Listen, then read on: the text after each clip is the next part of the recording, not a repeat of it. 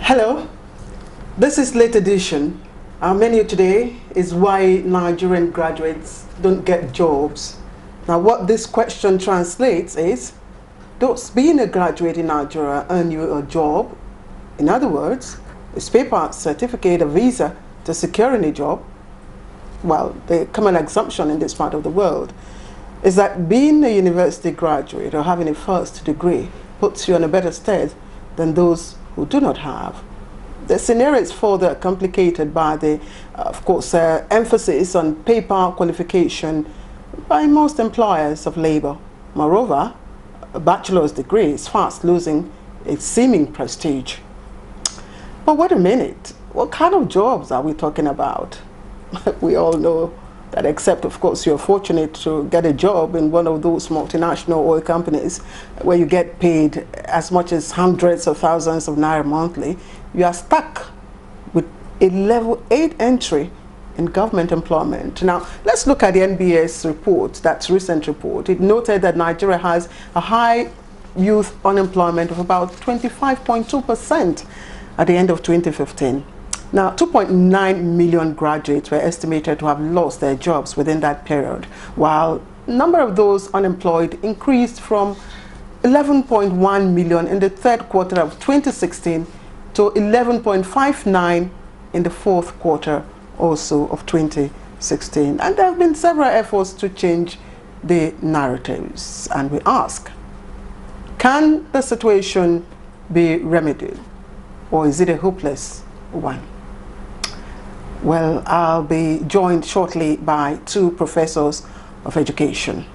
I am Claire Adilabu Abdulrazak. Welcome.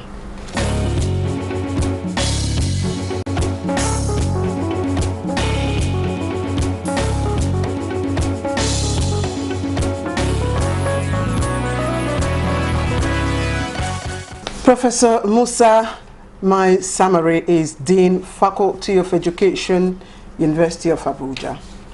He was chair of a 13-man investigative committee set up by the Senate of the University of Abuja to examine the phenomenon of poor academic performance of students. He also served as the Director, Consultancy Services, University of Abuja. He was the Deputy Dean, Executive Chairman of Bauchi State Youth Empowerment. Now my second guest, Mrs. Benedicta Egbon, is Professor of Education, University of Windsor in the city of Windsor, Ontario, in Canada. Now she is also a founding editor in the National Journal of Teaching and Learning. Professor Egbon is currently championing a course to reposition the education sector for sustainable development in the 21st century. Now, in fact, that was the title of her recent works, which she hopes will translate into better work opportunities for the Nigerian graduate. We'll get to find out what exactly that entails in the course of our discussion. Professor Egbon is advocating further review of the national policy on education, again, to reflect contemporary societal needs.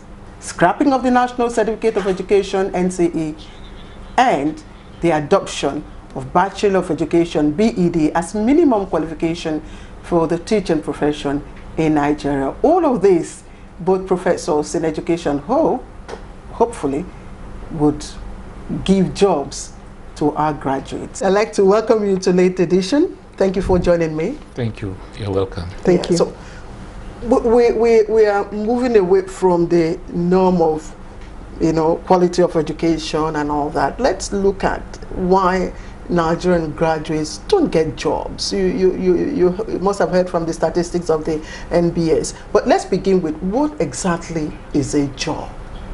Professor Maisamari. In this context, a job would mean whatever you do to make a living. And if you link it to Nigerian graduates, students would have been trained and they are expected to deploy their competencies acquired through the training to make a living, either as a private individual working in a private sector or in a government establishment, at least to make a living, doing something to earn a living. Doing something to earn a living.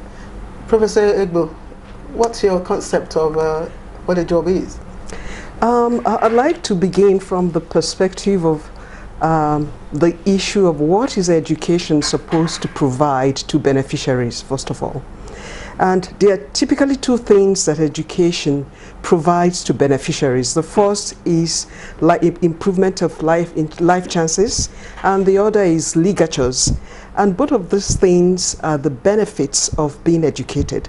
So, with regards to job tends to, we look at job from the perspective of productive engagement, that beneficiaries of education at all level, but in this case in particular at the graduate level, what they get to do as a function of the education they have acquired, and with the explicit expectation that it would contribute to their life chances.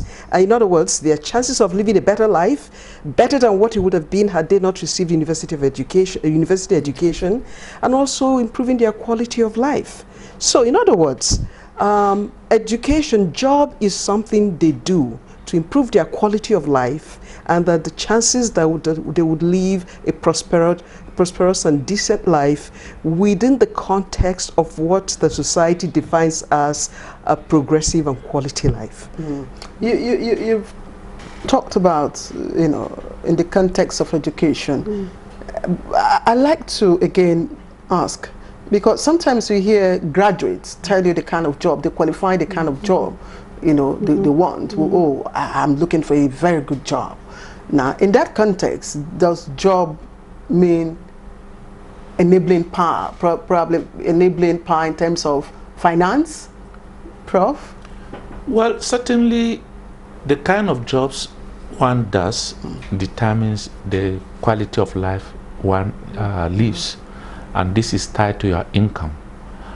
So there are jobs expectations, and there are also expectations of remunerations.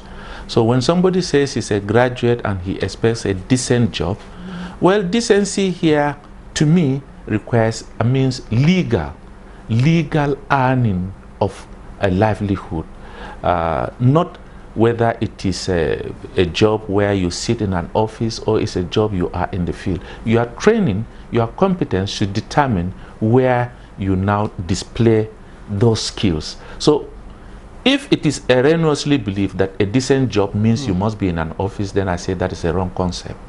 You cannot be trained as an engineer and then you are expected to be an air-conditioned office. That is not a decent job for me. Okay, if it should commensurate your training, and then so decency means doing the job that fits your qualification. So competency determines the kind of job you get, in which case the kind of job that a graduate should have and should be doing would be expected to be different from what those who do not have any certificate, should do. Of course. Is that what it implies? Absolutely.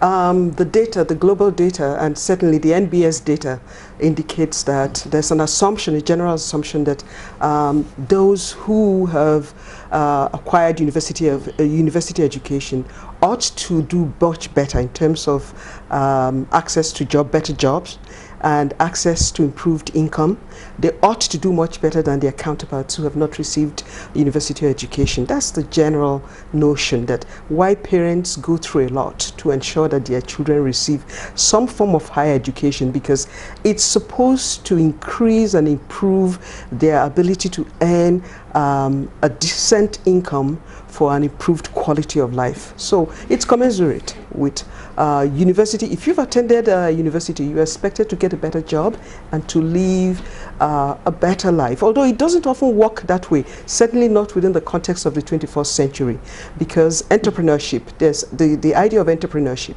You don't necessarily have to go to university to become an entrepreneur.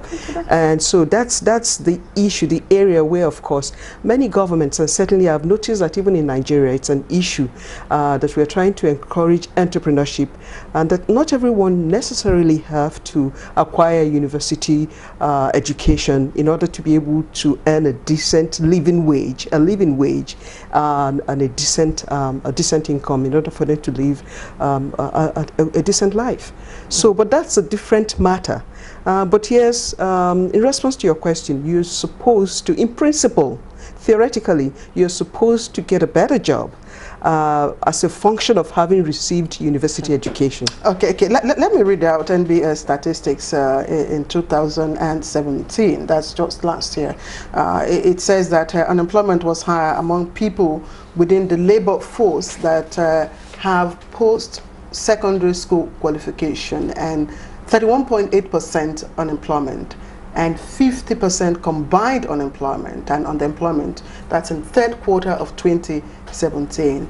Plus, that graduates still prefer white-collar jobs, that are fewer in supply. So, to what do we attribute this? Prof, let me start with Professor Maisamari. Yes, I think if graduates are insisting that they must have white-collar jobs, then they are living in an euphoria. They are living in a make-believe society. The society of today determines, and the job market there determines what you can get. And if the white-collar jobs are not available and a graduate insists that he is waiting for it, I can see him waiting for quite a very long time and being disappointed at the end of the day. What's your perception, or what's your view about the statistics given? It's real, because without going to statistics, we can see and we know from our various homes for how many years we've had our graduates out of school after NYSC and they are still jobless, going up and down looking for jobs. So we know it's real. But then the issue I would have loved to answer here is, why are they out of, or why are there no jobs for them? Let's begin from your experience. You just told us you have graduates who... Yes. So the experience is that it is quite true that in Nigeria, our graduates are unemployed. There are no jobs for them to do. And one of those reasons is the issue of the white-collar job or a government-paid job, which most of them believe they just have to get before they think they are employed. We talk of today, the curriculum emphasizes entrepreneurship. And this is in view of the realization and the reality that the job market has shrunk, and therefore students must have to look elsewhere for self-employment. Professor Egbon, you talked about the goal of education, at the outset when we started our conversation. We know that knowledge is not static. No, it's not. It keeps, of course, improving with the times. Is the Nigerian graduate, is it misplaced in terms of knowledge acquisition? I would, I am sure that some people would like to say no, but I would say yes. Knowledge is never constant, and we must continue to innovate, and we must continue to innovate and be creative within our institutions of learning, in particular in our higher education institutions. And I think that one of the challenges within the Nigerian higher education sector, the tertiary sector in general, is the fact that, as many people have asserted, there is not enough of innovation and creativity going on. And we know that within the context of the 21st century, innovation and creativity is the essence and the key to social progress. So if you want to progress, you must, for instance, the issue of curricular relevance. I have read and I've spoken to some colleagues within the Nigerian university, even though I teach outside Nigeria and Canada. Some of my colleagues in Nigeria agree, or they argue that they do need to innovate. They are doing the best that they can do within the context of the environment they work in. For instance, there's the issue of limited infrastructure many people have talked about.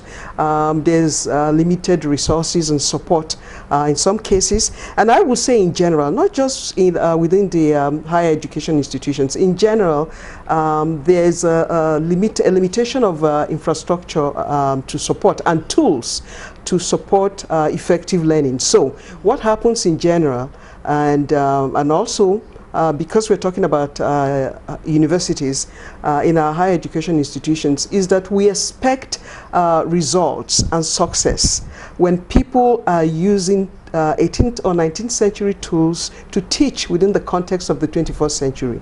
I would argue that a lot of the things that are going on in our educational institutions predispose both the teachers and the learners, regardless of the level, to failure, because they do not have the commensurate tools to produce the type of knowledge base that is, and competencies and skills that are required within the contemporary I like context. Professor Maisamari to just chip in here to what Professor Egbon has said.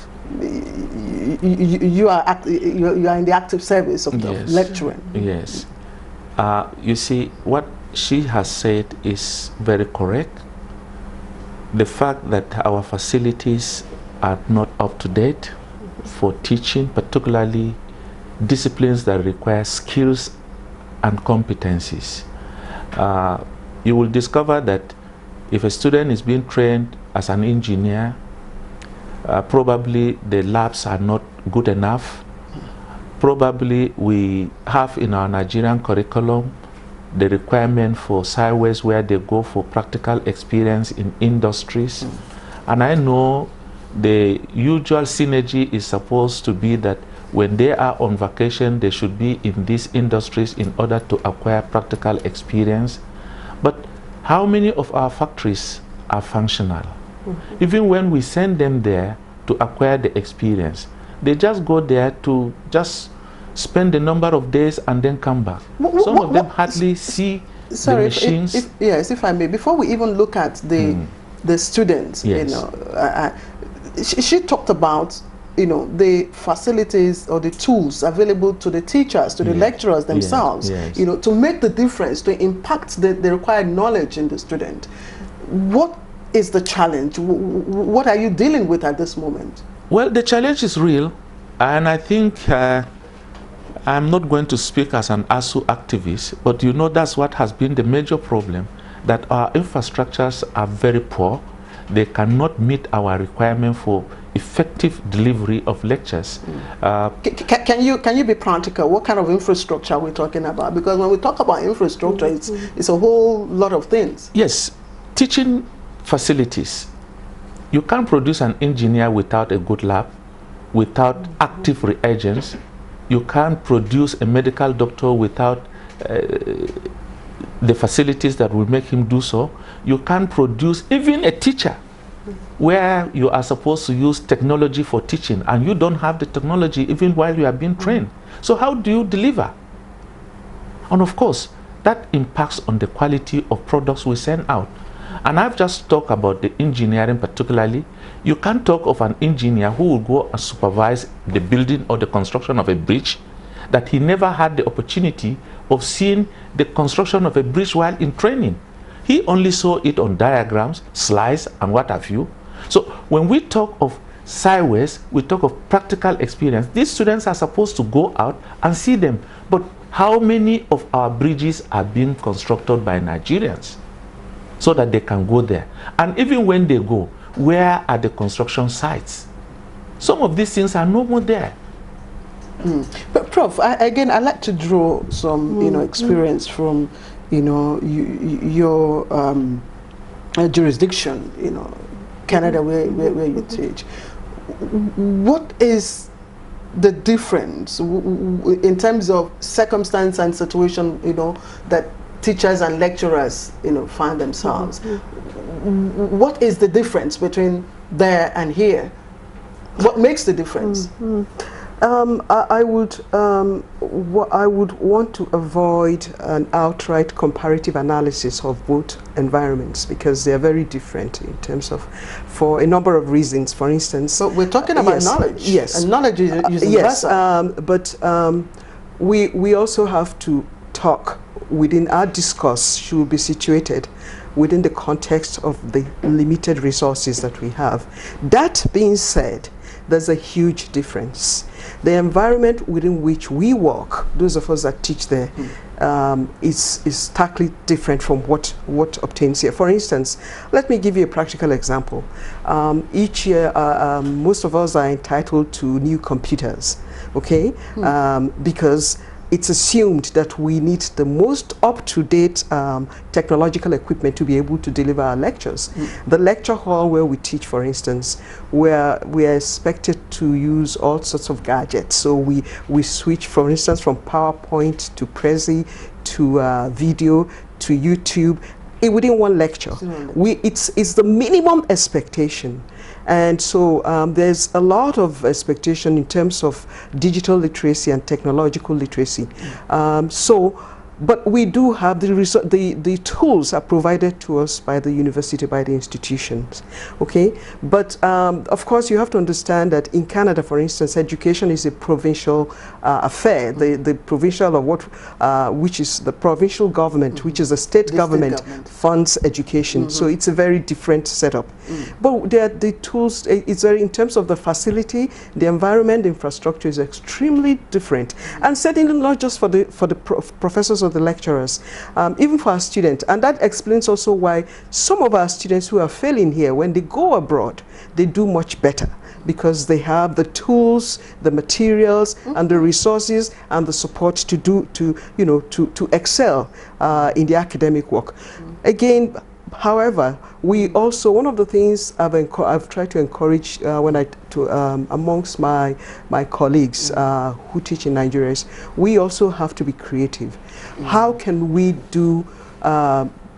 give our best within the limited facilities and resources and tools that we have? We'll get to that, Prof. I'd just like to chip in again that even education is on the concurrent list here, so states are also expected to fund, the schools within their own jurisdiction. So just like you said about the provincial funding of education in well, here you do have federal universities, so that's the difference. Over there you don't have federal universities. It's all states, provinces fund the education. The federal government does have some input in education, but overall, for instance, Canada does not have a minister of education, because education is essentially a provincial affair.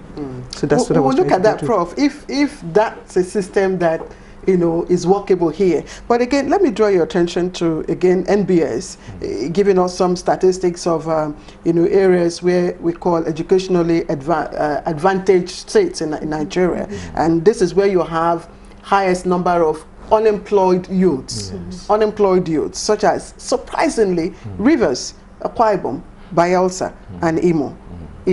Of course, with the exception of the southwestern part of the country, Lagos, Ogun, all that, where you also have, good, quality education. I don't know. But my question is there a nexus, between the type of quality, the type of education, the quality of education that is received in these areas? Prof? Let me say, from the rundown of the statistics you've just read, Rivers, Imo, Anambra, Bayelsa, Akwa Ibom, with high rate of unemployed youth.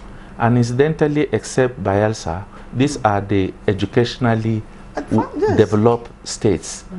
And then when you look at that with what is happening in Lagos, Lagos is also an educationally developed state. But the unemployment rate in Lagos is lower. Now, the question is why? They have the same quality of education, they have the same number of people, or probably percentage of people that are literate or learned or have been to universities, but the unemployment rate is lower in Lagos. The answer is very simple. There are jobs opportunities in Lagos. Absolutely. There are functional companies, industries, in addition to what government is able to provide. What of Rivers? Rivers too, you discover Rivers is only of the oil industry. It's a one-way traffic. If you are not employed in the oil industry, you have nowhere to go in Rivers. Unlike Lagos, the factories are there to absorb. So the issue is more of the absorbing capacity of our labor market. Do you agree? I absolutely agree with Professor Maisamari there. Yes, I was going to say that the biggest challenge in Nigeria with regards to job availability of jobs has to do with the fact that Nigeria still is an economy that is based on a mono-commodity. It's a mono-commodity based economy for the most part, and that's oil. Or if we want to stem the tide of unemployment and underemployment amongst our graduates, Nigeria has to become industrialized. We have to pay more attention to industrialization and the manufacturing sector. And that's what precisely explains, not that the situation is a little better in Lagos State. It's certainly, there's a lot to be done there. But the reason is, it's as simple as he said. There are jobs because there are factories, there are the manufacturing industries, and so people, graduates, perhaps they may be underemployed. They do have access to some labor. These are jobs created by the graduates, not government. You do have, yes. By the graduates themselves. But you do have factories and industries, much more than you have in the other educationally advanced states, where they depend on the mono industry oil. Prof, you earlier on I talked about your role as chairman of the investigative committee that your university set up, of course, to look at the performance of students between 2008 and 2015. Surprisingly, there's so many areas you had to look into, but this one's caught my attention: the distribution of class of degrees, admission process, reading culture, library use, and for heaven's sake, even student study time and distractions. Yes. What did your committee find? Does academic performance run off on one's ability to get a job? Well, that was an assignment I did. Yes. But if I'm linking it with the labor market or the unemployment rate in Nigeria, one thing I came out with and I was able to discover is that the University of Abuja in particular is one university that does not compromise standard. We discovered that our third class were better than some of the first class graduates in some other universities within the country. And I can give you one single example. Our 2-1 candidate in law that went to law school became the best candidate overall nationally. 2-1, not even a 2-2. I mean, a 2-2, not even a 2-1. So we discovered that our graduates were indeed of good quality.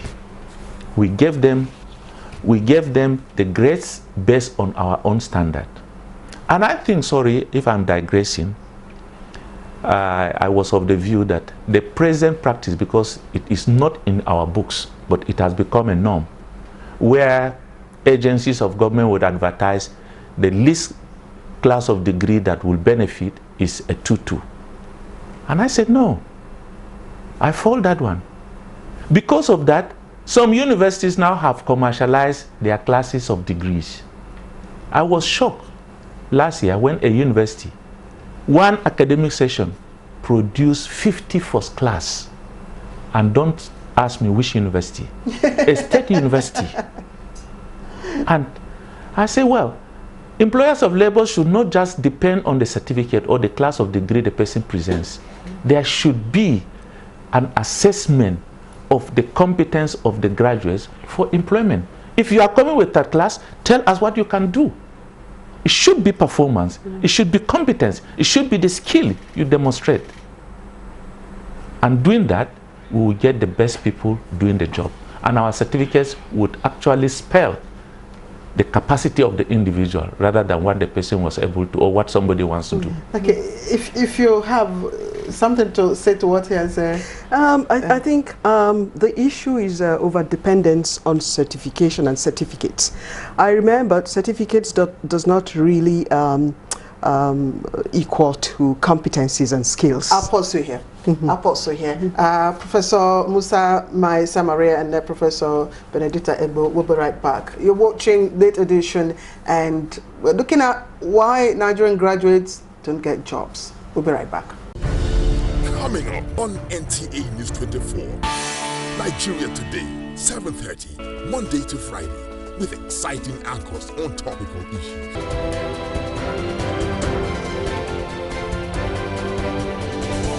Inspirators, a search for those who inspire others. Business 24, a business magazine program. Late edition repackaged. Fresh and exciting programming on NTA News 24. Stay with us.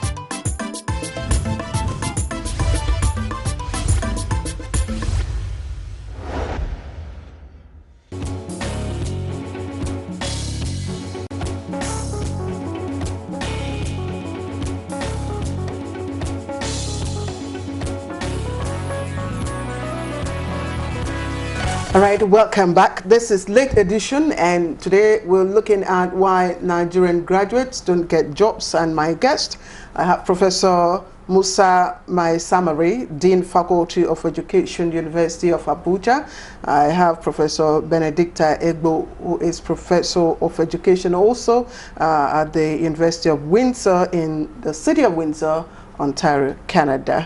Once again, I'd like to welcome you to the program. Now, let's look at now the superstructure of our educational system. The National Policy of Education, you know, of course, was introduced in 1997, and then 1999, it has gone through several, reviews. In 1981, it was reviewed. In 1990, in 1995, in 1998, 2004, 2006, and 2013. Now, this is principally because of, the need to improve the quality of what we give out in terms of, degrees and certification. But according to UNESCO, Nigeria's education or educational system is still ranked low, 103 out of 118 on the development index. Professor Egbon.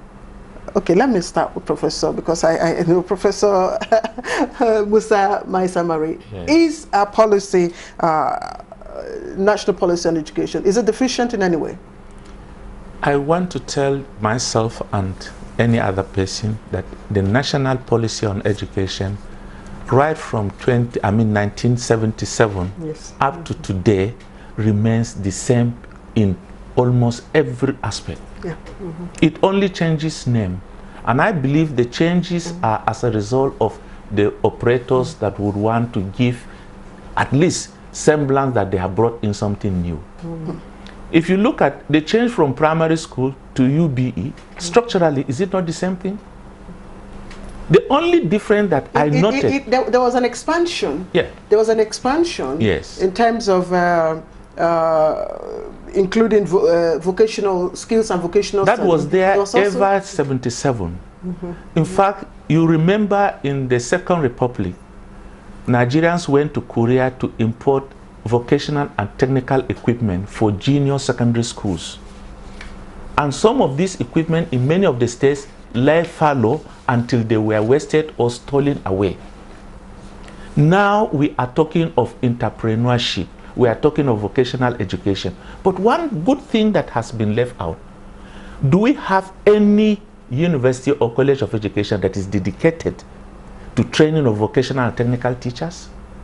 It's the same old teachers' colleges, ATCs, that are now transformed into colleges of education, that we are now talking it should be University of Education or whatever. It's the same thing. So the policy has remained the same, but it is the implementation. Professor Egbon. I will differ with my colleague here. Yeah. I've argued persistently, and it's interesting that you actually included it in my introduction. My argument is simple. Nigeria really does not have a national policy on education. And some people may quibble with that, but as Professor Maisamari has said, we have had the same policy since 1977, and the policy actually originated from, as a consequence of the Curriculum Conference of 1969. Yeah. And so you can imagine how old the so-called national policy on education is. And it's done several reviews. Yeah, it's done several reviews, but those are simple 1981, 1984, 2004, I believe. Yes, 2004, the last was 2013. Yes, but that's just simple tweaking. You don't tweak it. That's tinkering with the so-called policy. The policy is a pamphlet. You cannot run an education system structurally. The architecture of the system is defective if you're not guided by proper policy. So structurally, we have gotten into trouble because we have not been able to define our policy of education. And we live in the 21st century. We have to update. We have to innovate. So one of the things I've suggested is that the federal government, all stakeholders that are involved in education, ought to, as a matter of urgency, organize a policy forum, an education policy forum, where experts who have the knowledge base, who can talk about these things, sit down and flesh out and marshal out a new policy on education for the country. We have so many issues within the system. It starts with taking a closer look at the policies, long-term policies, short-term policies. All of these things should be documented in a national policy of education, in a detailed, substantive, and robust policy. Do you have specifics? Yes, in all the sectors. Total review or total review. If you take a look at the policy on teacher education, for instance, it does say page 39 of the 2004 edition, revised edition of the national policy, states something to the effect that an education system cannot transcend the quality of its teachers. Now I'm paraphrasing, something to that effect. It's on page 29 of the 2004 version of the policy, national policy on education.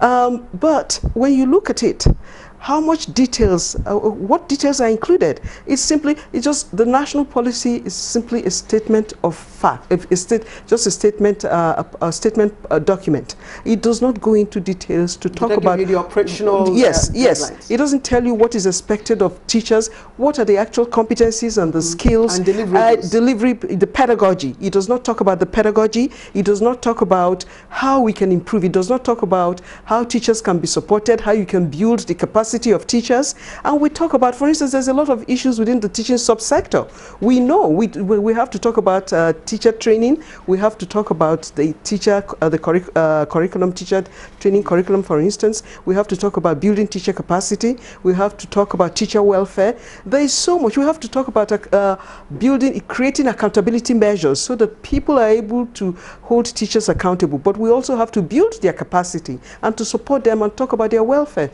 So all of these should be documented, perhaps not in as much details as I'm suggesting, but this thing should be included in the national policy on education. Okay, Professor Maisamari, you talked about, the policy has remained the same over the years. Yes. Your concern is with implementation. Yeah. So would you want retaining the status quo or calling for a total review? Because again, let me draw your attention, I said it earlier on, there was emphasis on entrepreneurship, skills, vocational training in the last review of the national policy on education, as well as the curriculum. Yes. Is it that the implementation of these vocational programs to not target, you know, the current market, the contemporary market? I think that's where I say we are only changing names. In when she referred to the curriculum conference of 1969, which now resulted into the curriculum, the national policy of 1977, the emphasis was creating graduates that will be able to create jobs rather than job seekers. This issue of white-collar job might not be available always had been foreseen longer than now. And that was why vocational education was emphasized in that document. But the issue is, how much of it have we been able to implement? It is there that vocational education should be taught at even lower basic, which was primary 4 and 5. The name has just changed, lower basic. It was there in the junior secondary school, which is now called upper basic. The name has just been changed. But then, all of these, where are the teachers? There is no training institution for vocational and technical teachers. Even the technical colleges of education, where we have one in Asaba, one in Damaturu, Yobe State, and a few others scattered. What you go there, you find teachers being trained as mathematics teachers, English teachers, the vocational and technical education aspect. You hardly get more than 10 people being enrolled. And how many of those teachers would go around the schools to implement? So there have to be a deliberate action to get teachers trained, using the right facilities, providing the facilities for their training, and providing the facilities for them to use in training when they go to their various schools as teachers. But are they there? They are not. Let's look at, we've been talking about the curriculum, curriculum. UNESCO again says the quality of the national school curriculum is undermined by generally low quality of teachers who implement it, of course, which translates into low levels of learning achievements. Professor Egbon, you are calling for the scrapping in your work, the scrapping of NCE as a basic entry point for teachers. In your view, is that a problem? Yes, I think I've consistently argued that it's time to take a second look at our colleges of education. Have they outlived their usefulness?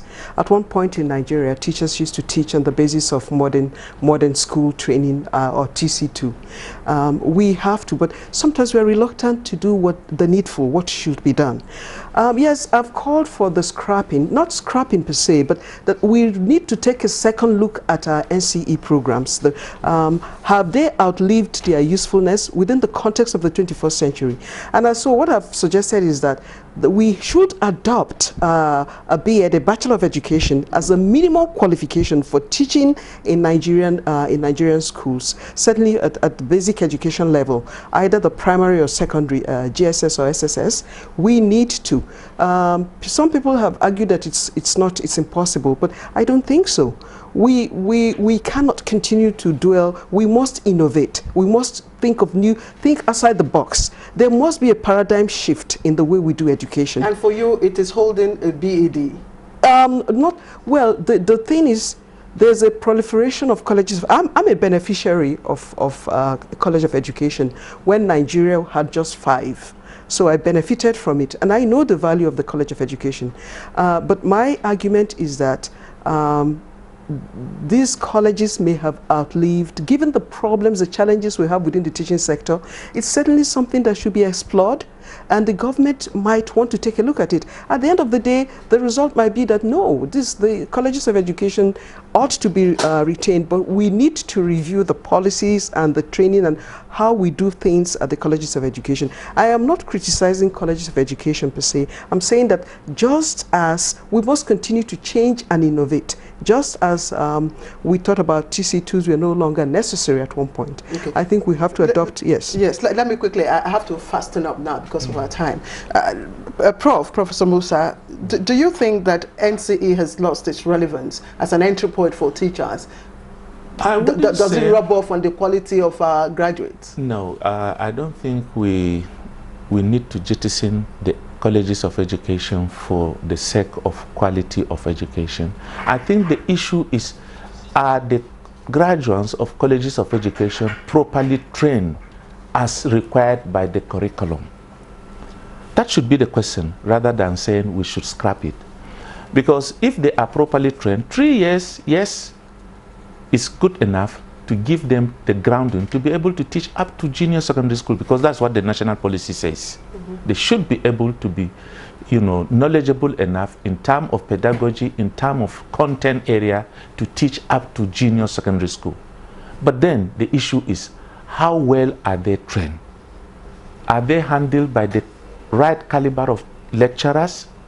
And do they have the right teaching facilities to acquire the competence needed for them to go and deliver?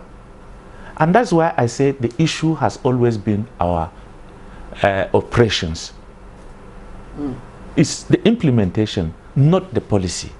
If we have the right people, let's take for example, and I keep making this as a very passionate one, the national policy on education says Nigerians, in respect of language policy, Nigerians after graduation, secondary school, should be able to communicate in the 3 regions in Nigerian languages, which means if I'm from the north, I have Hausa as my general language or a lingua franca there, I should go to the east and be able to speak to an Igbo man there, either in Igbo or in Hausa or Yoruba, because the policy made it that I must take 2 Nigerian languages, my own immediate environment and one other.